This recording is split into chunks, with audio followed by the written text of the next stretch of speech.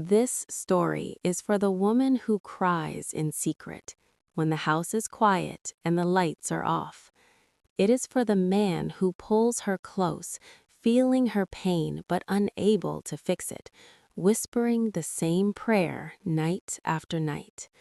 They did everything they were told was right.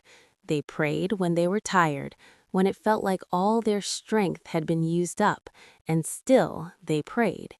They obeyed, even when obedience felt unfair, even when the reward seemed delayed, even when the waiting became endless. They trusted God with the kind of faith that doesn't ask for proof, the kind of faith that believes in the promise despite the silence. And yet, night after night, it ended the same way, in silence. No footsteps in the hallway, no cries in the dark, no miracle. There were questions they never said out loud, questions they were afraid to even form with words. God, did you forget us?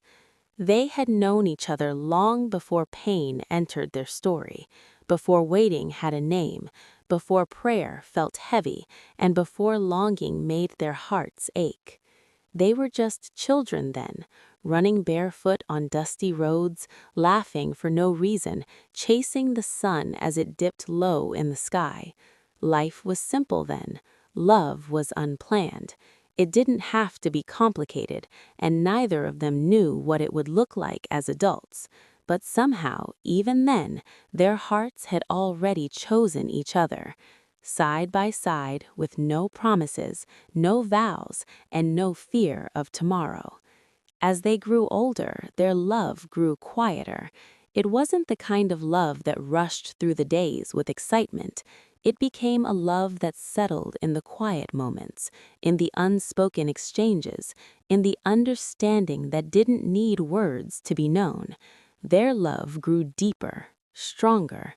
They learned that love was not just about laughter, but about restraint, not just about desire, but about discipline.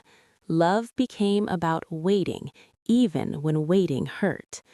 Together, they made a promise before God, not loudly, not for applause, but with trembling hearts.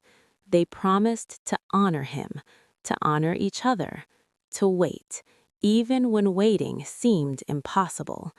They believed that obedience would protect their future.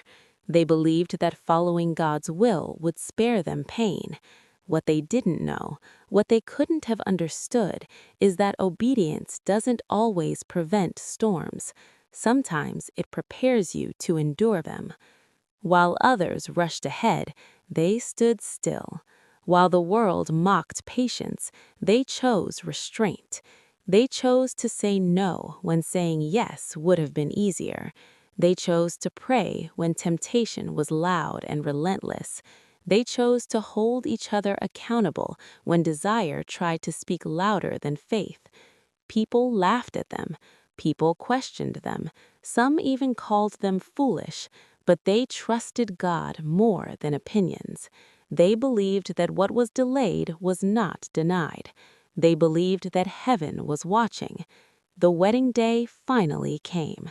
The church was filled with light and song. Hands were joined, promises were spoken. They stood before God and declared forever, certain of love, certain of purpose, certain that this was the beginning of everything they had prayed for: children's laughter, answered prayers, a home filled with life. They smiled, unaware that joy and testing sometimes walk the same road. Marriage was good. They had peace. They had provision. They had love that felt steady, safe, and comforting. But one room stayed silent. One prayer stayed unanswered. Every visit brought quiet questions. Every gathering carried unspoken comparisons. Every smile they forced hid a deeper ache. They thanked God for everything they had, but secretly they mourned for what they did not. Pain does not always scream. Sometimes it whispers. Every month brought hope, and then every month disappointment. Every delay felt personal, every unanswered prayer felt heavier than the last. She cried where no one could see her, on cold floors, behind locked doors. She asked God questions she never shared with anyone else. Did I fail you? Did I wait for nothing? And beside her stood a husband who carried his own silent grief. He wiped her tears, even when his own heart was breaking. He held her and whispered the same words over and over again. Please don't give up. God has not forgotten us. They prayed when hope felt weak. They prayed when faith felt tired. They prayed when the waiting seemed endless. They prayed when people mocked them. They prayed when others gave up on them. They prayed when silence was the only answer. And if you are waiting now, waiting for the fruit of the womb, waiting for an answer that feels overdue, know this: God never forgets his own, not after 1 year, not after many years, not after tears that soak pillows in the night. He sees every prayer that feels unanswered. He hears every cry spoken in faith. Then, one ordinary moment changed everything. No warning, no announcement, just a test. 2 lines. Tears fell, not from pain, but from disbelief. God answered, not early, not late, right on time. The cry that once silenced the street now filled their home with life. Tiny hands, fragile breath, a promise fulfilled.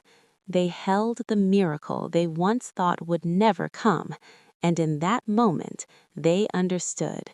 The waiting was not punishment. The silence was not abandonment. The delay was not denial. God had been writing a story deeper than they imagined, and he had never, even once, forgotten them.